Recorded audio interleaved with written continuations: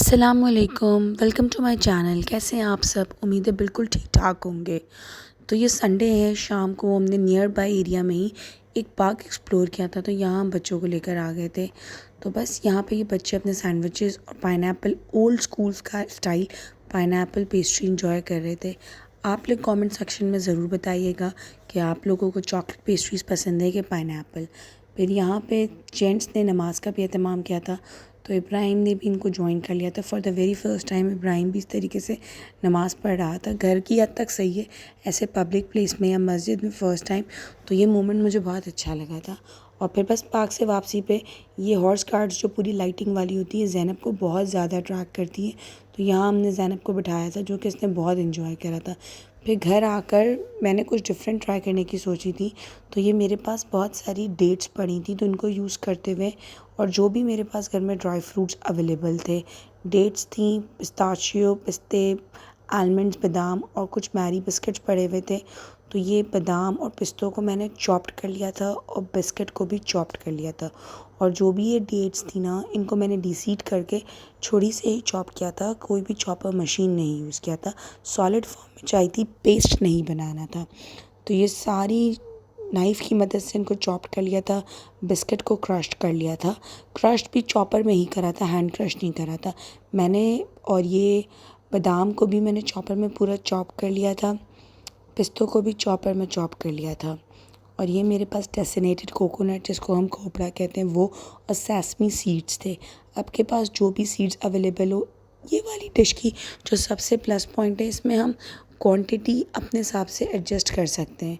तो ये मैंने कढ़ाई में थोड़ा सा घी गरम करने रखा था, और इसमें आपके पास जो भी घर में ड्राई फ्रूट्स अवेलेबल हो, pistachio, almonds, cashew nuts, raisins, जो भी अवेलेबल हो, उनको बस चॉप करना है और उनको ड्राई रोस्ट कर देना है। ड्राई रोस्ट तो नहीं, हल्का सा घी डाल देना है या बटर डाल देना है।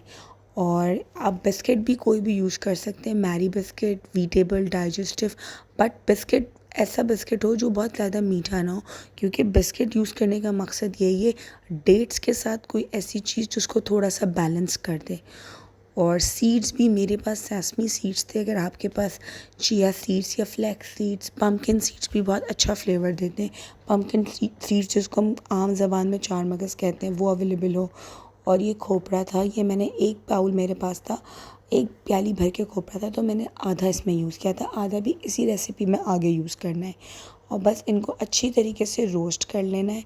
रोस्ट करने से जो इन ड्राई फ्रूट्स के अंदर, खोपड़े के अंदर जो एक मॉइस्ट सा फ्लेवर आता है या मॉइस्ट सी फीलिंग होती है, रोस्ट करने से ये सब चीज़ें थोड़ी क्रंची हो जाती हैं। और क्रंची ही इसके की जो रेसिपी है, इसको बेसिकली एनर्जी बाइट्स कहते हैं, उसके अंदर एक अच्छा फ्लेवर देती है। और ये वो लोग भी यूज़ कर सकते हैं जो डाइट कॉन्शियस होते हैं। मीठे की क्रेविंग को ये बहुत अच्छे तरीके से, आपकी मीठे की क्रेविंग को ये कंप्लीट कर लेगा, क्योंकि सारी ही चीज़ें इसके अंदर हेल्दी हैं। तो बस ये सारा जो ड्राई फ्रूट था, ये सब रोस्ट हो गया था। फिर उसी सेम पैन के अंदर मैंने डेट्स को डाल दिया था। डेट्स को कोशिश कीजिए, अगर आपके पास उमूमन जो हमारी डेट्स होती हैं खजूर, वो रेफ्रिजरेटर में होती हैं, तो उनको निकाल के रूम टेम्परेचर पे 1 या 2 दिन बाहर रखें तो थोड़ी सॉफ्ट हो जाएगी। बस उसी कढ़ाई के अंदर मैंने ये खजूरों को डाल दिया था, ताकि ये सॉफ्ट हो जाए। इन्हें थिक बैटर फॉर्म नहीं करना था, लेकिन इनको सिर्फ सॉफ्ट करना था, क्योंकि इन सब चीज़ों को मिक्स करके डो बनाना था। तो बस इसके अंदर थोड़ा सा गर्म पानी डाल दिया था, ताकि ये थोड़ी सॉफ्ट हो जाए, क्योंकि खजूर थोड़ी सी हार्ड थी। तो बस इनको मिक्स करना था। और बस जहाँ ये मुझे थोड़ी सी सॉफ्ट लगने लगी, मुझे बिल्कुल इसको पेस्ट फॉर्म को नहीं करना था। और बस मुश्किल से 10 मिनट स्पून से ही इसको मिक्स किया था। कोशिश कीजिए वुडन स्पून ही यूज़ कीजिएगा, जो नॉर्मल हमारा स्पैचुला होता है उससे वो इतना अच्छा टेक्सचर नहीं आता है। तो यहाँ खजूर सारी सॉफ्ट हो गई थी। इसके अंदर मैंने बिस्किट्स डाल दिए थे और ये सारे ड्राई फ्रूट्स को डाल दिया था। अच्छा डो फॉर्म इसको बनाना था, और बस इसको प्रॉपर तरीके से मिक्स करना था। मिक्स करने से सारी चीज़ें इक्वली बैलेंस्ड हो जानी थी। तो बस इनको अच्छे तरीके से 5 मिनट तक मिक्स करा और इसको डो फॉर्म बना दिया था।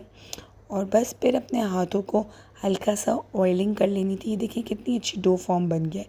बस हाथों पे हल्की सी ऑयलिंग कर ली थी और छोटे छोटे साइज़ के बॉल्स बना लिए थे।